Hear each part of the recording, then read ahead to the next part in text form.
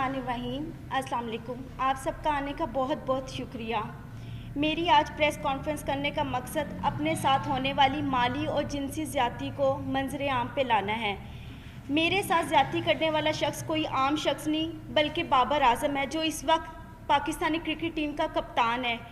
मैं अपनी बात शुरू करने से पहले आपको बताती चलूँ कि बाबर आज़म से मेरा ताल्लुक़ आज कल से नहीं है। मेरे ताल्लुकात उससे उस वक्त से हैं जब वो क्रिकेट की दुनिया में उसका कोई ताल्लुक़ नहीं था और वो एक गरीब घराने से ताल्लुक़ रखता था। आप हम सब तमाम सहाफ़ी भाइयों से मेरी रिक्वेस्ट है कि मुझे इंसाफ दिलाया जाए और मैं उम्मीद रखती हूँ कि आप हर हाल में मुझे इंसाफ दिलाएंगे ताकि आइंदा कौम की किसी बेटी के साथ इस तरह की ज़्यादती ना हो जो मेरे साथ हुई है। मेरी रुदात कुछ इस तरह है कि बाबर आज़म और हम एक ही महल्ले में बड़े हुए हैं, इकट्ठे रहते थे और वो मेरा स्कूल फ़ेलो था। स्कूल की वजह से और एक जगह पे रहने की वजह से हम लोगों की बहुत अच्छी दोस्ती थी। सन 2010 में ही प्रपोज टू मी और मैंने उसके प्रपोज़ल को एक्सेप्ट कर लिया और वो प्रपोज़ल उसने मुझे मेरे घर आके ही दिया था। मैंने एक्सेप्ट कर लिया। जैसे जैसे वक्त गुजरता गया मेरी उसके साथ अंडरस्टैंडिंग और उसकी मेरे साथ बहुत अच्छी रही। हम लोगों को शादी करने का हमारा प्लान था। हम लोगों ने शादी करने का मतलब प्लान कर चुके हुए थे। बाबर ने और मैंने, हम दोनों ने अपनी फैमिलीज़ को बताया। बाबर और मेरी फैमिलीज़, हम दोनों की फैमिलीज़ ने हमें साफ इनकार कर दिया। फिर बाबर ने और मैंने कोर्ट मैरिज का फ़ैसला कर लिया। 2011 में बाबर मुझे मेरे घर से भगाकर, मतलब बाबर मुझे खुद अपने घर से भगाकर कोर्ट मैरिज के कहकर मुख्तलिफ जगहों पर किराए के मकान पे रखता रहा। जब मैं उन मकानों में रहती थी, पहले मैं आपको बता दूं, एक मकान जहाँ पे मैं रहाइश पजीर थी वो गुलबर्ग में माडा कॉलोनी में था, गली नंबर 2 में, और दूसरा जो मकान मैं किराए पे रहती रही हूँ वो Punjab society H block defence में था। वहाँ पे हम रहते रहे हैं। मैंने बाबर को कई मरतबा उस दौरान इसरार किया कि हम शादी कर लेते हैं, लेकिन बाबर ने मुझे यही कहा हमेशा कि अभी हमारे हालात ठीक नहीं है, थोड़ा वक्त गुजर जाए फिर हम निकाह कर लेंगे। हालात थे इस तरह के कि हम लोगों के कोई खाने पीने का कोई इस तरह नहीं था। मैं नौकरी करना शुरू होगी। बाबर ने मुझे बताया था कि वो क्रिकेट खेलना चाहता है और उसको क्रिकेट का बहुत शौक़ है और मैंने उसकी इस कोशिश में पूरी कोशिश की है। अपनी मेहनत हद से ज़्यादा मैंने उसके साथ अपनी मेहनत की है, उसके साथ मिलके।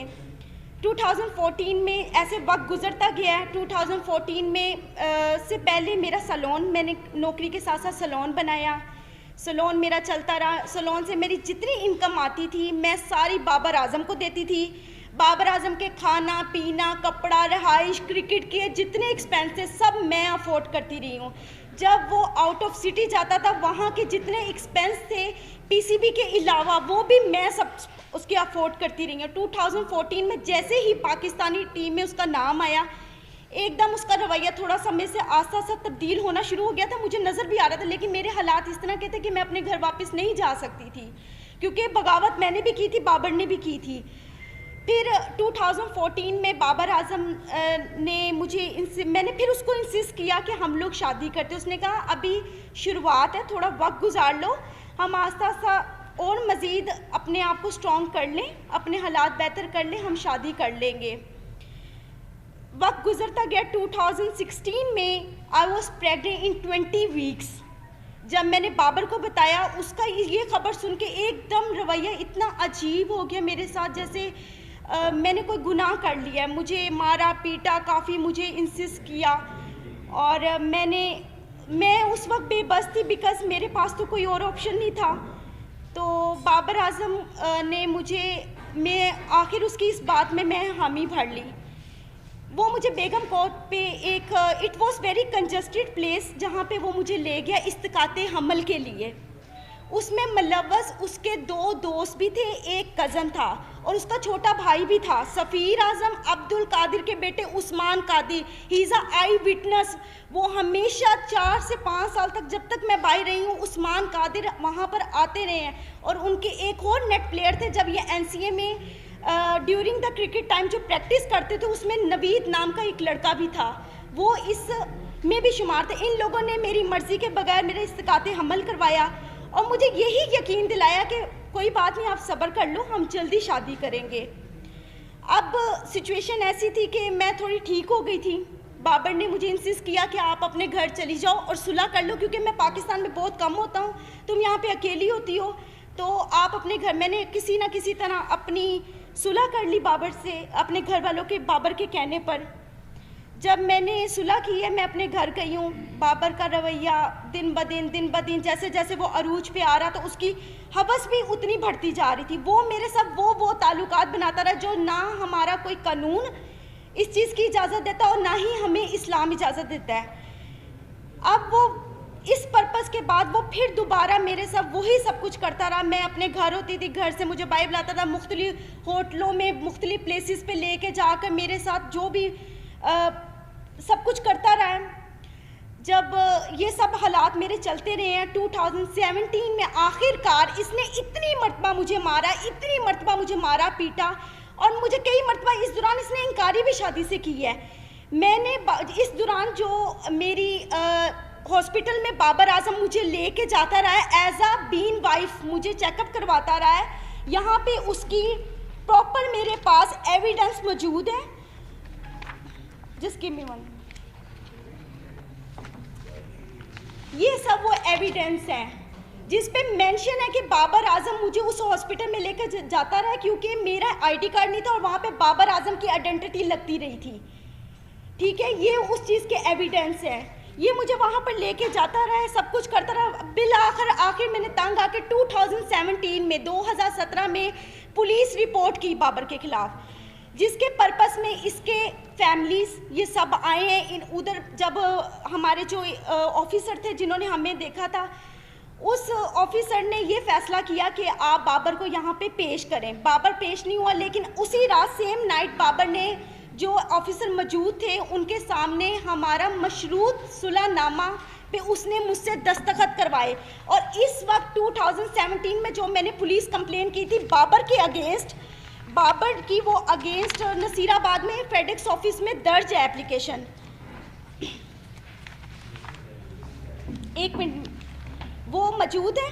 और उसके बाद बाबर ने 2017 में बाहर के मुल्क किसी में जाना था खेलने के लिए। 2017 में जब कंप्लेन के बाद बाबर ने जाना था, और हमारे यहाँ पे आई थिंक कोई PSL भी हो रहे थे, तो मैंने बाबर से सुलह सिर्फ इस वजूहात पे की थी कि बाबर मुझसे शादी करेगा। और बाबर ने मुझे खुद इस चीज़ का यकीन दिलाया था कि वो मुझसे शादी करेगा। फिर आखिरकार 2017 में इसने सडनली अपना नंबर चेंज किया। वो नंबर भी इसका PCB में इसके ऑफिशियल रजिस्टर्ड है, और जो इसका इस वक्त मौजूद नंबर है वो भी इसका ऑफिशियल नंबर मेरे पास मौजूद है, जिसमें मुझे कांटेक्ट करता है, मुझे मैसेजेस करता था। और फिर उसके बाद इस तरह वक्त गुजरता गया। तकलीफ़ जो थी मैंने बर्दाश्त की।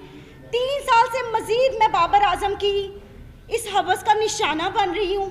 अब उसने आकर मुझे साफ इनकार कर दिया कि ना मैंने तुमसे शादी करनी है, ना मैं तुमसे कोई ताल्लुक़ रखना चाहता हूँ, और ना ही तुम मेरा कुछ बिगाड़ सकती हो। वो अपनी इस पावर को गलत इस्तेमाल कर रहा है। 10 साल उसने मुझे इतने बुरे तरीके से जलीलो ख्वार किया, हवस का निशाना बनाया। आज वो बिल्कुल इनकारी पे आ गया हुआ है, बिल्कुल। क्योंकि आज से 10 दिन पहले भी मैंने उसके खिलाफ पुलिस कंप्लेंट की, क्योंकि 20 नवंबर को जब इसने जाना था, उससे एक दिन पहले, मैं आपको लाइव उस चीज़ के सब सबूत दिखाती हूँ। इसने मुझे कॉल की, इसने कहा अगर तुम किसी भी पुलिस के पास गई या तुमने मुझसे अब मुतालबा शादी का किया तो तुम अपनी जान से भी जाओगे, और तुम्हें यही नहीं पता कि मैं तुम्हारे साथ करूँगा, क्योंकि सारी ज़िंदगी उसने मुझे मारा पीटा तो वैसे बोझ आता है। हद से ज़्यादा ज्यादती के बाद आज मैं यहाँ पे इंसाफ लेने आई हूँ। जी अच्छा, ये आपने पिछले 10 साल की अपनी और बाबर आजम की गलतकारियों की प्रेस कॉन्फ्रेंस कर रही जी, ठीक है ना? आपकी इन गलतकारियों से हमारा क्या लेना देना, पहले ये क्लियर करें। देखें, आपका लेना देना ये है कि मेरा हक है, मैं कानून के पास जा सकती। जब मैं कानून के पास गई, मैं DSP के पास गालिब मार्केट गई है, SP गालिब मार्केट ने पहले सुना है, उन्होंने मेरी उस एप्लीकेशन को ट्रांसफ़र कर दिया माडा टाउन DSP के पास। आज तक DSP ने दोबारा मुझे पूछा ही नहीं है। बाबर आजम के पास मेरे तमाम वीडियोस, मेरी हर चीज़ उसके पास मौजूद है, हर चीज़ मौजूद है। सिर्फ वो अपनी पावर दिखाना चाहता है। जहाँ जहाँ पीसीबी ने जहाँ जहाँ इनको कमरे ठहरवाए पाकिस्तान के अंदर जब ये मैचेस खेलते थे, उसके साथ वाला हमेशा कमरा मेरा हुआ है, हमेशा। वो अभी भी अपने नंबरों से मुझे कॉल्स की हैं, उसने मुझे धमकियाँ दी हैं, डराने की, मारने की, ये सब मौजूद है।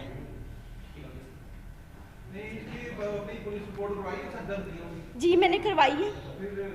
आप जो मेरा लीगल जो प्रोसेस चल रहा है वो आपको यही बता सकते हैं कि क्या लीगल अभी हम लोग एक्टिविटीज़ हमारी इसके खिलाफ हैं। जी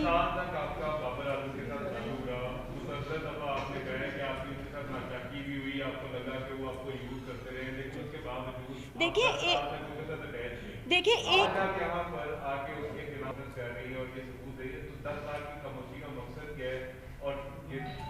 देखिए 10 साल से मैं खामोश तो नहीं थी, मैं तो 2017 में भी गई थी पुलिस के पास, और आपको मैंने वो आई थिंक बताया भी है कि वहाँ पे मेरी कंप्लेन रजिस्टर थी। फिर भी मैंने सुलह इस बात पे की थी कि मेरे ख्याल में मुझे उससे मोहब्बत थी, हद से ज़्यादा मोहब्बत थी। देखिए बगैर कोई लालच के तो किसी के साथ इस तरह करता नहीं है, लालच नहीं था मुझे सिर्फ उससे मोहब्बत थी, और वो मोहब्बत मेरी यहाँ तक आज मैंने इसको स्ट्रगल करवाया है।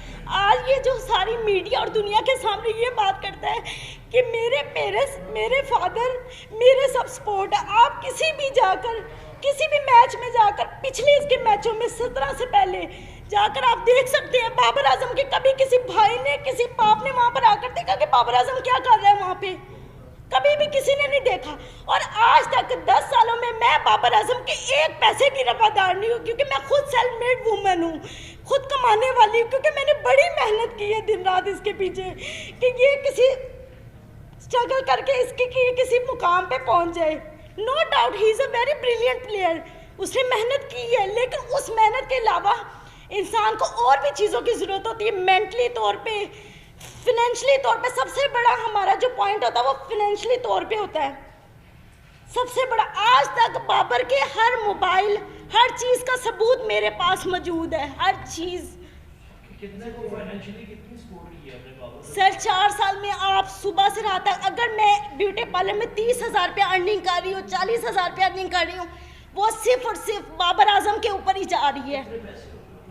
सर करोड़ों की मलकियत होगी, 70 लाख रुपया का तो मेरे ऊपर सूद चढ़ा के ये गया था, जो मैंने आके 1 साल पहले उतारे हैं। इसको मोबाइल इंस्टॉलमेंट्स पे ले के आईफोन, सर आईफोन 4 सीरीज से लेके आईफोन 8 प्लस तक सीरीज मैंने इसको लेकर दी है। अगर आपका फाइनेंशियल तौर पे डैमेजेस देखे जाए, आपका कितने का क्लेम बनता है? सर मेरा करोड़ों रुपए का बनता है, करोड़ों रुपए का।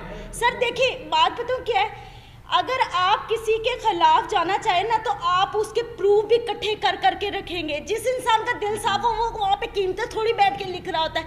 मैं आपको ये बता रही हूँ कि आज मेरा मुतालबा उससे पैसों का नहीं है, मेरा उससे मुतालबा सिर्फ और सिर्फ इस बात का है कि मेरी इतनी मेहनत का उसने मुझे क्या सिला दी है। आज जी मैंने दे दी हुई है।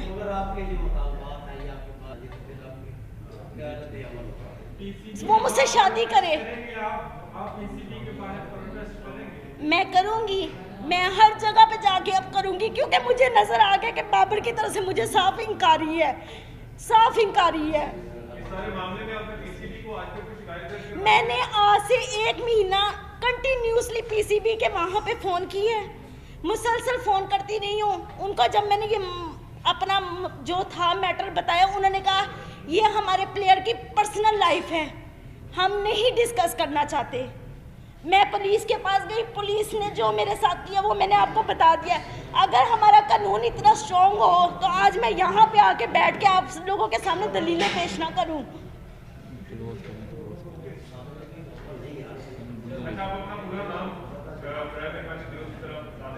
हामिजा जी, हामिजा हामिजा जी, हामिजा। आपकी जो मामला हुआ, आपने कहा कि आपकी फैमिली के साथ आपकी सुलह होगी, आज आपके फैमिली के मेंबरान के साथ ताल्लुकात कैसे हैं? क्या आज अपने आप भाई घर में रहती हैं, अपनी फैमिली के पास रहती हैं, या आज? जी मैं अपनी फैमिली के साथ रहती हूँ, मेरी फैमिली इस वक्त मुझे सपोर्ट कर रही है, और तब भी उन्होंने मुझे इंकारी की थी कि ये इस काबिल नहीं है, नहीं ये सब ठीक है, लेकिन अब वो उन्होंने मेरी बात को मानना ही था, क्योंकि मैं इतने सालों बाद घर गई हूँ और वो मेरे रिश्तेदारों को, लोगों को यही बता रहे हैं कि इसकी शादी हो चुकी हुई है। अच्छा, आपके काउंसिल से हमारी रिक्वेस्ट होगी, काइंडली बताइएगा इसका जो केस है उसकी कानूनी टाइप पर क्या जो है वो डेवलपमेंट क्या हो। जी जी मैं बता रहा हूँ जी। इन्होंने 20 नवंबर 2020 को CCPO लॉर्ड साहब को,